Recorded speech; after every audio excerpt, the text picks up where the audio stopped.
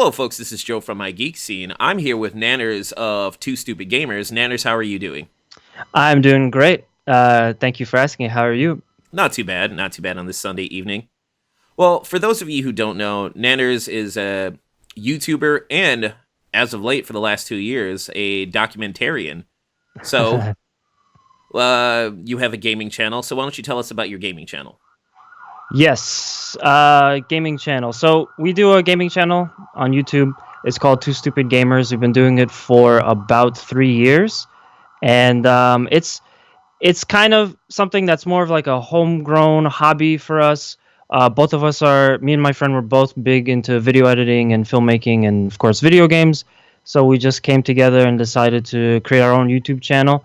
I had met him in college, my buddy Hans, aka Zero, and then we sort of drifted apart. Like we just stopped hanging out frequently, and then the universe just put us back together. We were hanging out. We were like, "Hey, I used to make these videos by myself." He's like, "Oh, I used to make those videos," and then we just decided, why don't we just combine our powers, and decided to make our very own YouTube channel.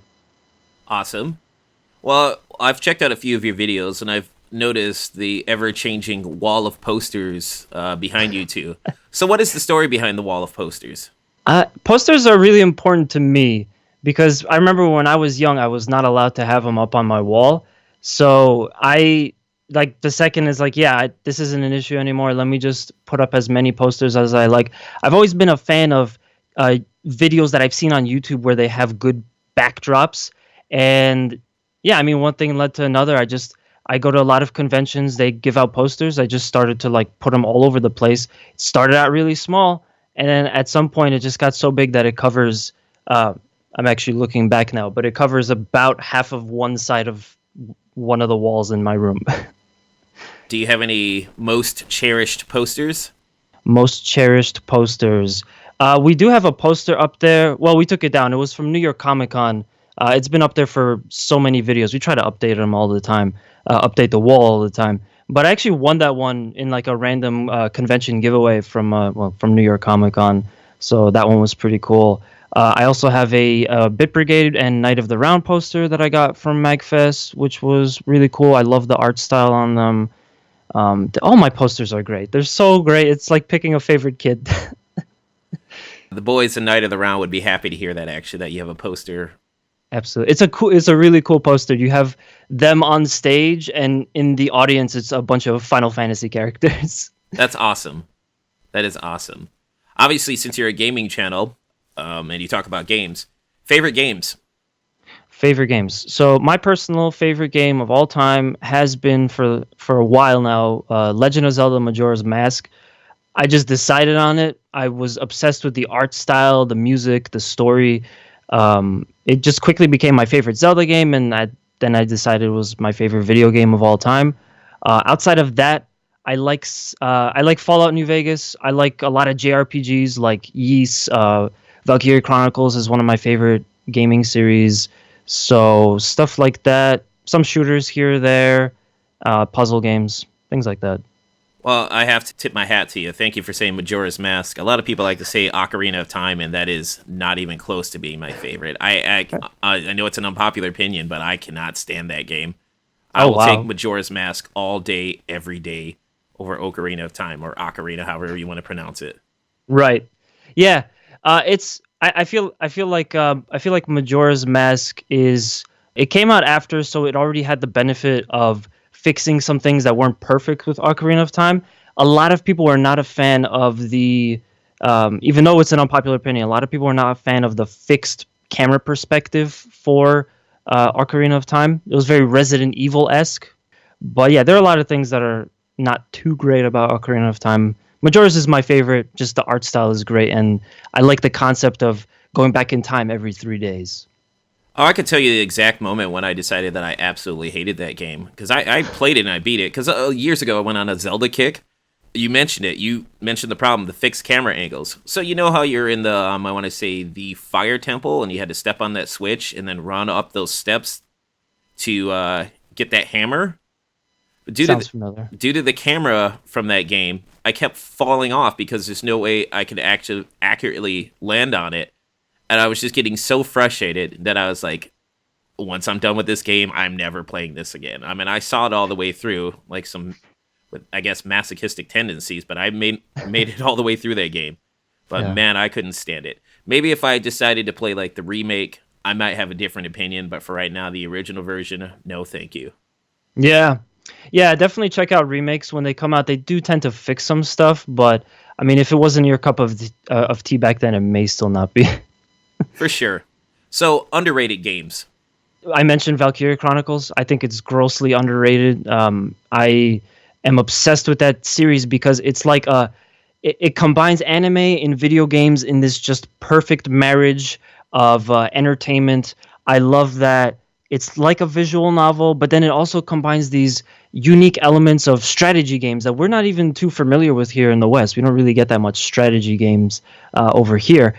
But then it's not even just purely a strategy game. You also have elements of like third-person shooters because what you do is you pick your character off of a map, like from an overhead map, and then when you pick that character, you're now controlling them and running them around and with like a given amount of time to move. It's very interesting. I would also say No More Heroes is kind of underrated. Another one of my favorites. Let's just throw in Suda51. More people should be playing his games. He's such a strange, interesting, creative guy. Killer 7, Shadows of the Damned, Lollipop Chainsaw. He has such a great catalog of games, of interesting and strange games. But that's a great question. I love things that are underrated, things that are obscure, be it video games or music. That's totally my jam. Excellent. What upcoming games are you looking forward to?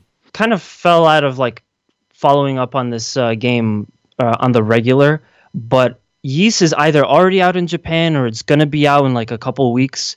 But the new Ys game, Ys 9, that's a Y and an S. It's kind of strange, but that's eventually going to come to America. And I can't wait for that day. I'm definitely going to play it. I'll probably stream most of it. I'm also looking forward to Persona 5 Royal. Even though I just played Persona 5 and it was my favorite game that year, I think I would still potentially play it again. Just I need like a month or two on that one. But I will definitely pick up Persona 5 Scramble, which is more of a Dynasty Warriors thing, so it'll be like a totally different experience entirely. Geez, I wasn't even familiar with that one. I try to stay up to date in like upcoming games, but I wasn't aware of Scramble. Yeah, they have they came out with Persona 5 in 2017, and then what they're going to be doing now is Persona 5 Royal. It's the same game, but it adds more content. There's a new character, there's new areas to explore, which, by the way, side note, it's insane that they're doing that because the game already, all Persona games are like 80 hours minimum. So putting more content into that is just, it's mind-boggling. And then Scramble is kind of in the same vein as your Hyrule Warriors or your Gundam Musou types of games. Of course. Where it's like a Dynasty Warriors version of Persona 5. No, I mean, I have Persona 5. I got it on sale last year on the PlayStation Network for the Black Friday deal. I got it for like cheap. And then this year they announced Royal, and I was like, I'm hoping that they'll just bring that over as a DLC. Nope. Brand new game. And I'm like, thanks, guys. That's thumbs up to you.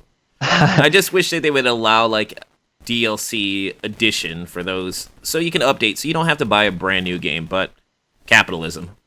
Yeah. That's also, Atlus is very selective about stuff like that. They did the exact same thing with Persona 4. There was Persona 4, and then you had Persona 4 Golden, which was also only on the Vita. They never released that outside of the Vita at all. So if you want to play Persona 4 Golden, which a lot of people say is the definitive version, you have to play it on PlayStation Vita or PSTV. Persona 3 also had a weird setup where there was Persona 3, there's Shin Megami Tensei 3, then they had FES, which was, I guess, also an update, but the game had a lot of issues. It was kind of hard to play combat-wise because you don't get to control your characters. And then they also had the portable version of Persona 3, where you could control your like sidekick characters, but at the same time, you didn't have the cool overworld map that Persona 3 has. You were just picking locations. Do you have a PlayStation Vita or a PlayStation TV? I was an early adopter for the PS Vita. I was very excited. I actually have both the 3DS and the Vita, and I've played way more of my Vita than my 3DS. But I just recently also got PS TV because I am planning to stream all of Golden at some point. Man, how much did you pay for that one? Good. I mean, because that's out of production. I got very lucky. One of my buddies on our podcast, also we were personal friends from before that as well, but he's a very how do I put this? He has very polarizing opinions on things, and he can't stand the PlayStation TV, I guess, or he just didn't like it. So he sold it to me for, I think it was like $20. Ah, nice. That's how much I paid for it years ago on a Black Friday deal. Because it was $80 at the time, and then I think Best Buy was just trying to get rid of them. So I was like, yeah, $20. I'm like, oh, deal. The reason why I bought that because I wanted to get Muramasa, the Demon Blade Rebirth for it. Because that's outside of the Vita, that's the only way I could play that version of Muramasa. Because I bought Muramasa for the Wii, and then they did the updated, translated version, and they had 4 extra DLC. So I purchased that, and I purchased Danganronpa 1 and 2 for the PS TV. But oddly enough, you can buy Danganronpa for 1 and 2 on the PS4 together. Yeah, there isn't too much that you would really need the Vita for, but P4 Golden is still locked onto that unfortunately dead console. Yeah, well, maybe they might bring it down the road, like in an anniversary collection or a big Persona bundle. You never know. They should. They absolutely should. So, favorite video game soundtracks? Oh, jeez. I mean, everything that was mentioned to this point, another perk is that it has a great soundtrack. No More Heroes has a great soundtrack. All the Persona games. I think when I first played Persona 5, I actually had only gotten like 10 hours into it, and I was already obsessed with the soundtrack. I had it on my phone. I was listening to it like every day and during commutes. And I was listening to songs I hadn't even gotten to because I just... people were telling me it was a great soundtrack. I listened through. I'm like, oh my god, this was so good. What else? Technically speaking, just to throw it back, Brutal Legend probably has one of the greatest soundtracks of all video games. I would agree. I would agree, hands down. Yeah, all those great metal songs on there. Let's see, what else? I like the music in Valkyria Chronicles. It's a little bit different than what I'm used to. Has a lot of I tend to not listen to orchestral stuff. I tend to not listen to classical music until recently, but Valkyria has helped open me up to that, and I appreciate what they do with that. Let's see, what are the great soundtracks? Oh, if you've ever played the indie game Guacamelee by Drinkbox Studios, I have 1 and 2. Yeah, the great soundtracks, amazing soundtracks. Favorite songs by the Smashing Pumpkins? Favorite songs by the Smashing Pumpkins. I know it's super overrated, but these are super overrated picks. But 1979, Butterfly with Broken Wings, Rat in a Cage, the Rat in a Cage Bullet with Butterfly Wings. Yeah, Bullet. Yes, Bullet with Butterfly Wings. Butterfly Wings. I actually haven't listened to them in a while, so I forget what my absolute favorite. There was a favorite song I had with the Smashing Pumpkins. I don't remember what it was. Do you know what album it was off of? Unfortunately, I don't. It kind of sounded like Cherub Rock. And also, one thing I really like about that band, they have a song called Mayonnaise. Yeah, off of Siamese Dream. I'm a huge Smashing Pumpkins fan. That's why I definitely wanted to pick your brains about that. Okay, cool. Yeah, I mean, I don't know too much about them, but I have listened to quite a bit of their music like back in the day. The thing with me and my music taste is that somewhere like maybe 2 or 3 years ago, I completely stopped listening to metal, to hard rock, classic rock, all that stuff I used to listen to punk. I just stopped listening to it. And I was kind of just going off of video game soundtracks for a while, and then slowly getting into like EDM or EDM, slowly getting into like chiptunes again, and just random genres, ska, dancehall, reggae. And then I honestly just started to get back into metal right now. Well, that's good. Yeah. If I had to recommend one Smashing Pumpkins album, it would definitely be Siamese Dream. Siamese Dream. For sure. You could go on to Melancholy and the Infinite Sadness, that double album. Those are the two albums that I would recommend. I mean, outside of like a few of the newer albums, I have all of the Pumpkins stuff, and I've seen them 3 times. And the last concert I went to was actually for the Smashing Pumpkins, which was last year. Yeah, it was last year. Was the best, one of my top 5 concerts of all time. Nice. Because it was the majority, 3 out of the 4 original members, and they did a 3-hour set, 30 songs, and the majority of it was all of their old stuff before they broke up the first time. It was fantabulous. That's amazing. Quick side note, I once saw Slayer, and I was so excited to see Slayer, and they played the entirety of one of my least favorite of their albums, and it was just such a bummer. So I love hearing when what is your least favorite album by Slayer? Was it Rain and Blood? It wasn't even like I hated it at the time. I don't even completely hate it today. It's just that my friends are like, this is like their slowest album. Seasons of the Abyss. Yes. Seasons in the Abyss. It's not a bad album. I'm not saying that, but it's definitely slow. I was expecting high energy. We got that pretty much through and through, and then they did Rain and Blood and Angel of Death, and that was the set. And I was kind of disappointed because to me it's Show No Mercy all the way, Hell Awaits, Rain and Blood, you know. Oh, we'll get into some metal. We'll get into some metal for sure. Yeah, because I've seen Slayer probably 3 times. I didn't see them on their farewell tours, and they came through Grand Rapids. I don't know if I had something going on that night, but I was like, dude, I've seen Slayer a few times. I actually retired crowdsurfing at a Slayer show. Oh God, that sounds like there's a story behind it. Well, no, it wasn't anything terrible, but it was just like I was crowdsurfing, and then mid crowdsurf, as I'm heading towards the stage, the light shone on this dude's face, I guess, just at the right time. So as I'm like surfing towards him, he happens to turn around, look at me. I saw the light hit his face, and he had the most terrified look on his face. And I thought about it. I was like, if I'm at a concert, I don't necessarily really want anyone falling on top of me when I least expect it. But then again, he was up front. He should have knew that comes with the game, flat out. So I was like, you know what? Yeah, I don't want people just falling on top of me. I just want to enjoy the show. So this is my last crowd surf. It was just that look of terror on his face that just made me not want to do crowd surfing anymore. And he never crowd surfed again. Oh, dude, the very first time I went crowd surfing, I got dropped, Oh, man. No, it was okay. It's actually pretty lame. The first band that I ever crowd surfed to. In Grand Rapids, we have this thing called Celebration on the Grand, right next to the Grand River, and then they have these bands come through and perform. And then one year, this was like shortly after high school, I think, there was this band, the one-hit wonder called Eve 6. I decided to go crowd surfing, so got up, starting to go, and then for some reason, there was this inexplicable square, not a circle, a square of empty space in the crowd. There was nothing there. There was no blockades or anything, but it's just a square that no one was standing in. So, of course, I'm sitting there going, woo! And then I get dumped right into this square. And then I got up, walked to the other side of the square, got back up, and started crowd surfing to the stage. First crowd surf, dumped. Last crowd surf, Slayer show. And I can't think of a more fitting show to retire crowd surfing than at a Slayer show. Absolutely. Another band that we have in common that I totally love. Favorite songs by Typo Negative. Oh, sweet. I love The Green Man.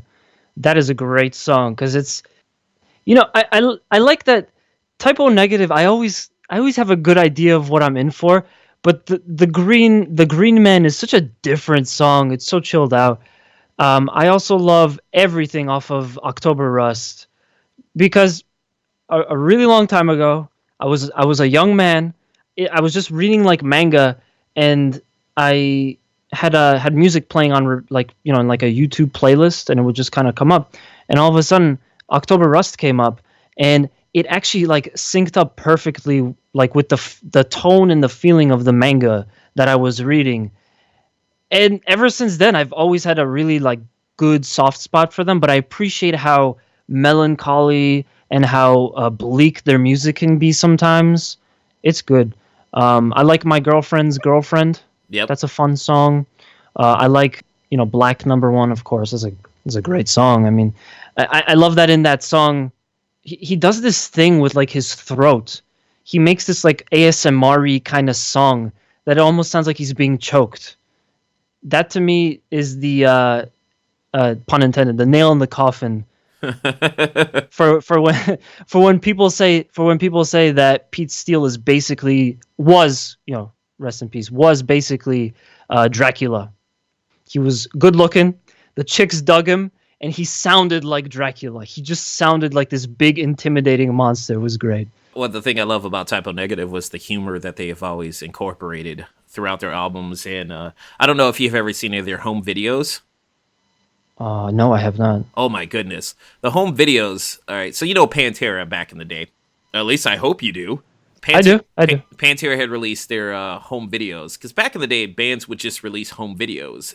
It would be like concert footage, the music, actual music videos that they recorded. Typo Negative had 2 home videos that they released, and I forget there's Life After Dark, and then there was I want to say Symphony for the Devil, which was their full concert, but full concert that they did, I think, at Bazaar Festival, and it was in Europe, and it was, and they would have like little interjected videos throughout that. But back to Life After Dark, they would show the music videos, and then they would show tour footage and stuff like that, and there was a lot of comedy involved. When Johnny Kelly, the drummer, would ever come up on screen, when he was just talking by himself, without fail, there was always banjo music playing in the background, because they would always call him a hick, and I thought it was hilarious. Typo Negative, just a solid band. I like all the songs that you mentioned. October Rust is definitely a favorite album of mine. It's a tie between Bloody Kisses and October Rust, which would be my favorite Typo Negative album. Christian Woman is the first part of that is, wow, that's just an awesome song. There was also World Coming Down. Yep, off of that whole album was really good. Also, sounds very similar to October Rust. Did you also listen to Pete's band before Carnivore? He was in Typo Negative? Yeah, Carnivore. I've listened to, actually, I think, a few albums. Carnivore never really struck me as much. I mean, I know they were going for the hardcore vibe. And it's funny because I remember seeing an interview with Kenny Hickey was talking about, like, Pete always wanted to do, like, the next album, we gotta go more hardcore. And then they would always have something different.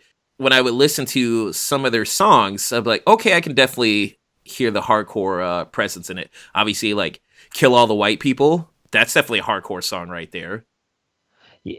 So Carnivore really resonated with me because I discovered them at a time that I was getting into very old, very obscure thrash. I was obsessed with like obscure metal specifically, but also obscure thrash, and it was right up that it was right of that variety. It had low production values, which was, to me, that was like the special sauce to all of the metal that I used to listen to. If it sounded bad, I loved it. So I guess you like a lot of early black metal then. Yes, that's actually the only black metal I really listen to. Not that I wouldn't like the newer stuff, but yeah, Sabat from Japan, not from UK. Venom, Bathory. What about early Dark Throne and early Emperor? I think I've heard early Dark Throne. I like them. I've not heard Emperor. You've never heard of Emperor? No, I mean, I've not heard their stuff. I do like black metal as well. Not the racist stuff. I can't stand that stuff. Get that out of my face. So you won't hear me listening to Burzum anytime soon, or Aberuptum, and all those other terrible NSBM bands. NSBM? National Socialistic Black Metal. Oh, for a second I thought I thought it was like an acronym for a genre, like new wave of British heavy metal or something. Oh, no. Which also, by the way, real quick, the early black metal was basically just new wave of British heavy metal with dark tones. Oh, it was definitely inspired by Venom and Bathory. I can definitely tell you that. Like a lot of the early black metal stuff. Yeah. Emperor, I would hands down recommend Emperor. If you like the early recording stuff, like the terrible production, I would definitely suggest In the Night Side Eclipse. I'll send you a link to that. Oh, hell yeah. In the Night Side Eclipse and Anthems to the Welkin at Dusk is another fantastic album by Emperor. You can't go wrong with those two. There's Wrath of the Tyrant, which it has garbage production. Absolutely, it's not that. It's okay, but if I had to pick, it would definitely be In the Night Side Eclipse and Anthems to the Welkin at Dusk. And then you can go on to 9 Equilibrium and whatnot. But 9 Equilibrium is definitely not. It definitely introduces a lot more death metal and prog metal elements, and then they definitely go full on proggy with Prometheus, The Discipline of Fire, and Demise. That was their final album. And like Isan, like from Emperor, has pretty much started doing prog metal, and it's pretty cool. I just like bouncing all over the place when it comes to music. I was watching/listening your video of the first time that you interviewed Night of the Round. And the issue came up of like, oh, listening to different varieties of music in this day and age. I think in 2019, like you are missing out if you lock yourself down to, I'm only going to listen to metal. I'm only going to listen to this. It's like there's so much good music now. You really have to explore. Absolutely. Absolutely. If I just listen to nothing but metal, it would get too old too quick. I have to have balance. I would honestly say that's what happened to me. Did it? Yeah. I mean, at some point I just had to stop because all I was listening to metal, and it doesn't satisfy what, other genres of music do. And I also have a very weird taste. Like, in addition to liking metal with bad production, I like very strange genres, like the Borat soundtrack. I like that song. I like the music in that movie. I know it's ironic. I know that it was done as a joke. I like weird genres like that. I like. I attribute this mostly to the Grand Theft Auto series, but I like dance hall music, old dance hall music. I like reggaeton. I got into alternative music because of Grand Theft Auto, like alt rock, stuff like that. I was never a big fan of anything like that. So, all of those genres opened me up to like new sound and new experience. Are there any other metal bands of choice that you like? Because I noticed that you liked Crocus. I actually have not heard too much of Crocus. Oh, okay. I've heard a little bit of Crocus, but not too much. I like the band Crocus because it's part of a joke in one of my favorite shows of all time, Aqua Teen Hunger Force. When Carl goes to get his, he's trying to pretend that he wasn't trying to start his car while he was drunk, to fool the cops. And he's like, "Oh yeah, I'm here to alphabetize my cassette tapes. Judas Priest, Crocus. Okay, I'm done." And he just goes back. But yeah, Judas Priest was like classically my favorite metal band of all time. It's been for the longest time, so I have to give it up to them. I've seen them live. I would like to see them again. That would be great. I heard their new album is incredible. I know Anthony Fantano gave it a huge boost, so he gave it a thumbs up, so I'd like to go check that out. I like Meta Lucifer is an obscure band. It hits a lot of the notes that I like in terms of metal. So they're one of my favorites. I recommend. They have this gimmick where all of their albums start with the titles of all of their albums and most of their songs start with the term heavy metal. So it's always heavy metal and some noun. They're great. They're delightful. And then, Power Glove. I just thought of something. You have heard Emperor before. So you mentioned that you like the Brutal Legend soundtrack. Emperor's song, Thus Spake the Nice Spirit, is in the Brutal Legend soundtrack. Nice. So you have heard some Emperor before. Okay. That's a good point. I was also, again, with your interview with Night of the Round, you guys are throwing around a lot of black metal bands that you liked. And honestly, that's a genre that I've been sorely lacking on for a long time. So I was actually planning on listening to the bands you guys are mentioning anyway, because I want to expand myself in that genre. Oh, for sure. But you got to be careful with that because it just depends on the band. Do your research. Like I said, I don't support racist bands and stuff like that. It's just ridiculous because there are some, and they tend to congregate in the black metal scene, and it sucks. I mean, but then again, like, because I have some of my white friends that listen to Burzum, and I was like, well, I don't support his ideology. I like his music. And I'm like, I I was like, I get it. Yes, I know he doesn't do racist lyrics himself, but the dude's a massive racist. But it's like, Right. I'm not going to necessarily hold that against them because they live their life, and I know that they're not racist themselves, but I just don't want to give money to terrible Bad people. people. Yeah. Yeah, you wanna pick and choose and be careful. And there's plenty of stuff like that. I think metal is like in general. I'm not trying to throw metal under the bus, but metal in general is a very, fuck you type of a genre of music. It's very aggressive. It doesn't. You don't have to be a certain type of person to play or like metal, but a lot of different people and a lot of some good people, some bad people do gravitate towards the genre because it's so cathartic. It's definitely It's not such known a for its release. positivity. No, absolutely not. If you go to a Slayer concert, you're not gonna, it's not an episode of Friends. That's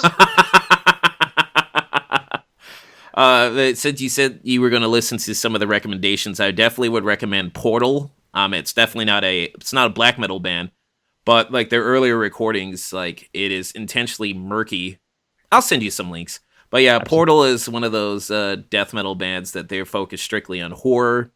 Their whole presence, you don't know what any of them look like because they all wear costumes on stage, and they play this. When you get down to it, it's actually incredibly complex riffs, but it's designed around an atmospheric feeling of like horror and dread. There's no happiness when it comes to Portal, and that's what I love about them. that's great. I love doom and stoner metal, and again, that's what I love about Typo Negative is their music can be so honestly pretty melancholy, pretty depressing. What's the best concert that you've been to? The first one, it has to be. My very first concert, I want to say 2006. I got to see Motorhead live. That was the very first one, and nobody had warned me about wearing earplugs before, so my ears were ringing for a week because Motorhead was one of the loudest bands that ever played. They just played it louder, and it hurt a lot more if you didn't wear earplugs. Oh, for sure, dude. You got to wear earplugs, man. There was 2 bands that canceled that day, and we were so bummed out.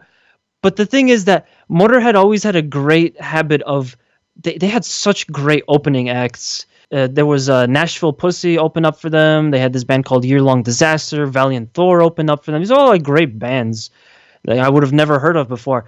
But the way that the shows I saw them twice. The way that both shows worked, it was 4 or 5 bands that you're watching. You're standing for a good 3 or 4 hours. Your legs are just spent by the time Lemmy graces the stage with his presence, and then the show starts, and you're like, yes, and you forget all about how tired you are. It was always such a great time. So you know the band Immortal, right? I've heard of them. Their former vocalist and guitarist, Abath. He's just one of the... If you want to see a hilarious interview from somebody from the black metal scene, definitely just check out Abath videos, or Abath. He is an internet meme come to life. He is so off the rails, and he is hilarious, whether intentionally or unintentionally. What I'm getting at with this is he has this Motorhead cover band called Bombers, actually. Ooh. Yeah, Bombers. He doesn't do a bad job sounding like Lemmy. He's not even in corpse paint. He just goes out there, and I think he has actually the same bass that Lemmy has whenever he's performing with Bombers. Nice. Yeah, I'll definitely look into that. That band's presence being missing is it's just a void. I can't, like, it was such a swift punch to the gut when he passed away. Just knowing that I'd never be able to see Motorhead again. I'm fortunate to have seen them twice, but it's like, man, that was such a great show. It was always a great concert, and their albums are like so good, so versatile too. I've been fortunate enough to see Motorhead once. Nice. And I remember watching are you familiar with that show, British 80s, I wouldn't say sitcom, but it was a comedy show called The Young Ones? No. Well, Motorhead actually did an appearance on there, and they performed Ace of Spades, like live in the studio, like as part of the show. Nice. Yeah. The Young Ones was pretty cool because they would always cut away to like a band performing during the show. So they've had The Damned perform, and like I said, the Young One. I meant Motorhead as well. Sweet. Worst concert you've been to? Ooh, that's tough. There have been some like depressing local ones where you kind of go in with like this huge expectation and you don't really get too much. Not that I'm trying to make people not support their local scenes, not go to the local concerts, but yeah, I mean, one time I saw a lineup of bands. It was mostly just some like friends bands and college bands, and it wasn't too great. It wasn't the best show. I think the highlight was there was a pretty good thrash metal band that they had a Seek and Destroy cover, but before that, it was just kind of it was tough to watch your friend like kind of bombing. Oh man, that's the worst. Yeah. This is like you got to be there. You got to be there to support your friend, but it's like when it doesn't go well, you're kind of just standing there. It's like, "Oh man."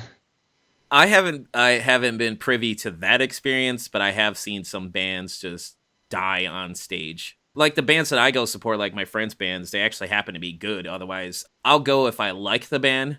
If I think the band sucks, this is like I'm not going to waste my time, even if even if a friend is in said band. But unfortunately, I haven't had to turn down concerts because my friend is terrible. You know, Right. dream concert or dream concerts. Gym concerts. Yeah, it would have to be some kind of like immaculate big four type of situation. I was always jealous of my friends. They got to go see Masters of Metal. I think it was something like that. They got to go see Motorhead. They got to see Black Sabbath and Heaven and Hell. I think that was the lineup. Ronnie James Dio and Judas Priest. It was something like that. This kind of like crazy lineup of bands you've all wanted to see. They're really big and mainstream, but they are all still really good at performing live. Because again, Lemmy was a monster on stage until the day he passed. Judas Priest, I saw them live. I still remember the chilling scream of Rob Halford performing "Victim of Changes" in my ear. We were in an open air, like it was an open stadium. We were all the way, and we had nosebleeds, and I heard it like a telephone ringing right next to my ear, like one of those old rotary phones. That's how loud that guy was, or is. So Judas Priest, Motorhead, Black Sabbath, the original Black Sabbath, and then also if we could somehow do Heaven and Hell as well, I think that would be a dream. And then more on like the video game side, as I said before, Proto Man, Bit Brigade, Power Glove. That trifecta would be phenomenal if I could see that. Are there any bands that you would like to see that you haven't seen? Yeah, I've always talked about that. If I go to Japan, I'm gonna go out of my way to go see Metal Lucifer. I think I have to. Four of my favorite Japanese bands are X Japan, Tokyo Blade, Loudness. Loudness is great, and Metal Lucifer. So I would love to see them live. I feel like they would have a great stage presence. It would also be pretty local, and I also know most of their songs too. So even though I'd be in Japan, I'd be in this like unfamiliar place, I would be right at home if I could go to one of their concerts. Well, you mentioned Japanese bands. Are you familiar with Boris? Boris? Yes. The guy, I'm familiar with a lot of guys named Boris, but I'm not familiar with the band Boris. Oh, Boris. The thing I love about Boris is they're always constantly evolving, like their sound. Pretty much no album is the same as the previous one. If you want drone music, like bands like Sun and stuff like that, you can get some early Boris. If you wanted crushing doom metal riffs, you could definitely go with Boris as well. Like their Akuma no Uda album has like the best of both, like sometimes drone and then like 70s prog rock. You got doom metal. I mean, like their guitarist Wada, she just crushes. Like you feel the sound waves punching you in the face when she's just playing her thick, heavy riffs. Boris would definitely be a band that I would recommend. And then there's another Japanese band called Mano, but they do more. They're definitely an instrumental band. They do post rock. Like you go on these long musical journeys when they're performing and stuff like that. And I was fortunate enough to see both of those bands perform this year. I've seen Boris twice now, but I was fortunate enough to see both of them perform earlier this year at the same place too. So not at the same time, but at the same place. Well, that actually does sound right up my alley because my favorite band of all time, like across all genres, is Pink Floyd. So that's Nice. Perfect. Also, dream band if I could ever see them live. Oh, for sure, if we can go back in time. Yeah. And one basically. final Japanese band that I would recommend is this band called Psy. Sigh. Sigh. Sigh. No, I've not heard of that. They started off as a black metal band, but then they started going more towards avant-garde music. They'll just throw in random things in the middle of a song, like you're like, where did that come from? Like their album Scenario 4 Dread Dreams, it's the whole album's designed to be like a dream, sometimes good dreams, bad dreams, and stuff like that. Because you know how like in your dreams you have random things that just happen. You're like, well, why is that happening? During their first song, as they're like building to a crescendo, all of a sudden it just hits circus music just for the hell of it, and you're like, why is this going on? And they did it intentionally because it's just playing like a vivid dream with just random things happening. Psy's been going on for quite some time. And the cool thing about that is you mentioned a band that earlier that like all their songs and albums begin with heavy metal. Yeah. Well, Psy, if you look at their catalog, each album spells out like their first 4 albums. The initial for the first album is S. The initial for the second album begins with I. The third album begins with G, and the fourth album begins with H. And then once they spelling Psy, and then once they hit the next album, it starts all over again. So I think they're up to like 12 albums now. So it's just sigh.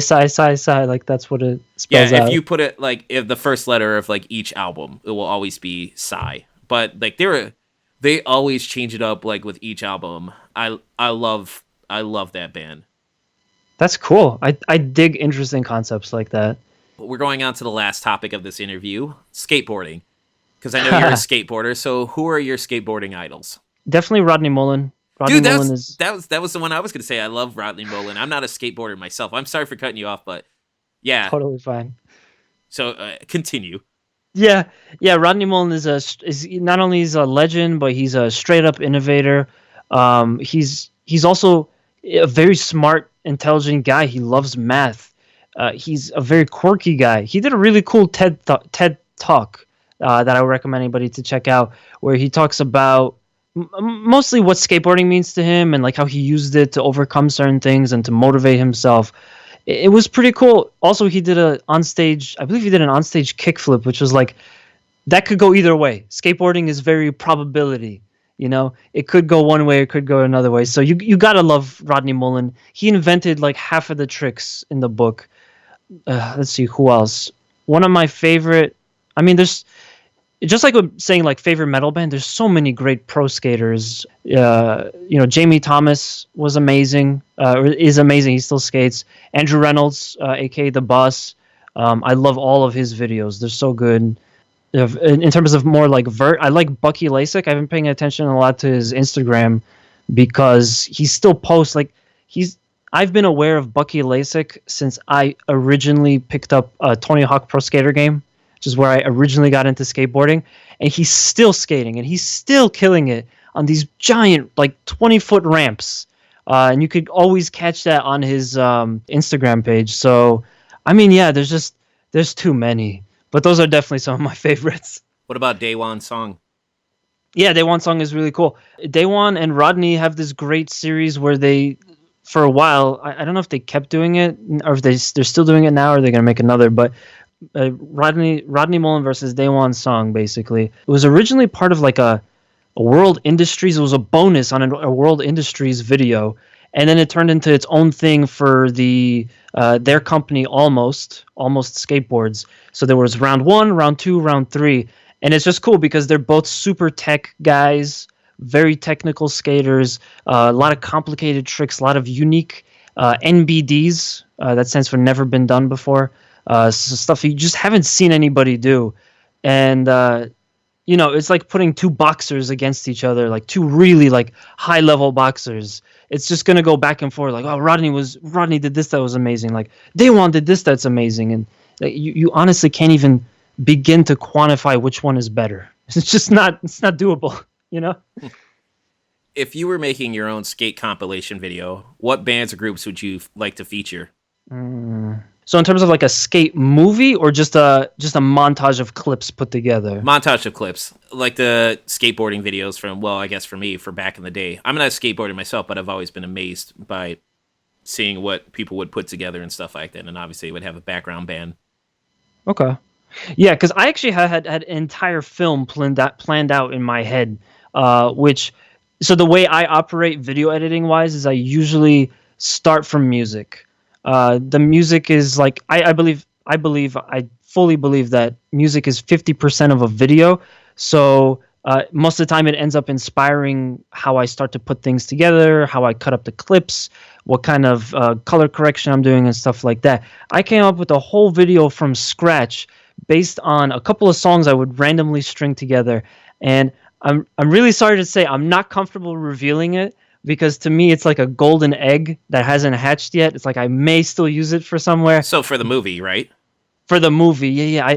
I tried to get it together, but a couple of things happened in the skateboarding community. We lost a couple of skate parks in the area, and we weren't able to see my vision come to fruition.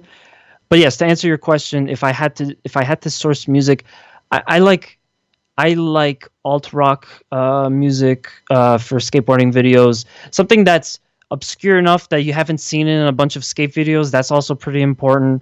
I just got into this weird genre completely by accident. It's called Doomer music, Russian Doomer music. It's basically just Russian folk music, Russian alt rock. I have a perfect song on one of those like 40-minute mixes that I've checked out that would be perfect for skateboarding. Music from Persona 4 to bring it all the way back to the top of the hour. I really like the music from Kanji's Dungeon. It's called Showtime or It's Showtime. That would be perfect. I feel like that would be perfect for a skate montage. Yeah, I mean, just some like metal could be good. I've done music before with the Ramones to skateboarding. I've done punk is really good. Like Fear, I love Fear. I think I used I don't remember what it was called. Something about being ugly. I put that into a video that we just had this day at the House of Vans over here. Put it all together, a bunch of clips, and it came out really good. Nice.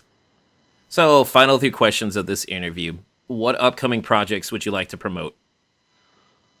So yeah, definitely the MAGFest documentary for sure. This will already be MagDoc 3. I've upped the production value on it a little bit. I'm using tips that people have given me, including yourself, for to improve the documentary, and we're gonna have a cool caliber of guests. What I really think that people can look forward to is getting to the purpose of that documentary, which is just listening to the stories that people have, the experiences that people want to share about MAGFest. You never know what you're gonna get. Each interview is gonna be unique. So when they get in there, once the video starts, you're in for something good. I hope the videos achieve this goal of just bringing MAGFest to other people. And then outside of that, project wise, like our YouTube channel, we do a bunch of we try to do as many videos as we can. Unfortunately, me and my buddy Hans don't have the opportunity to meet up on a regular basis, so we're very slow at putting out content. I would love to get more playthroughs. There's so many games I want to feature on the channel, like in full, as opposed to just in like little pieces. But it's kind of hard for us. And we also do we're experimenting with different types of videos, like unboxings, reviews. Our Game of the Year video is always fun. I love to go back throughout the whole year and just talk about what games I liked the best, which games I didn't like the best, and then of course what we expect for 2020. Yeah, I saw that you started doing interviews with voice actors too. Yes, that's true. If there is any convention that ends up giving us a press pass, we're going to be there, and we will ask for those guest interviews so we can do that. If we get that same offer for next year, we're gonna do our best to do like 10 times as many guest interviews, because that was such a cool experience. It was so great. Yeah, it's definitely a cool experience. I recently hit my 200th interview recently, so nice. Congratulations. Thank you very much. If people wanted to find out more about you online, where could they go? Yeah, so you could go to youtube.com/TooStupidGamerz. It's TOO, and then gamers is with a Z. We're also on Instagram, Facebook, Twitter, and I also stream for the channel on Twitch too. Same thing, same way that it's spelled. So any of that is totally fine. And final question, what would you like to say to your fans out there that have been supporting your channel and been supporting you? Well, thank you. It's honestly, it's just fun. we're not doing this to become like mega stars, but the fact that people the fact that people actually give you feedback and like some of the stuff that we do. And I've had amazing conversations with, fans of this type of video or that type of video, some of the stuff from MAGFest, from our other events or our regular content. It's just fun. This is like the coolest hobby that I accidentally started with my buddy.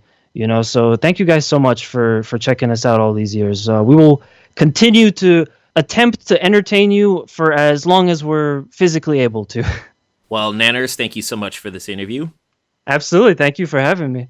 Well, folks, this is Joe from My Geek Scene talking to Nanners of TooStupidGamerz. Take it easy. Bye.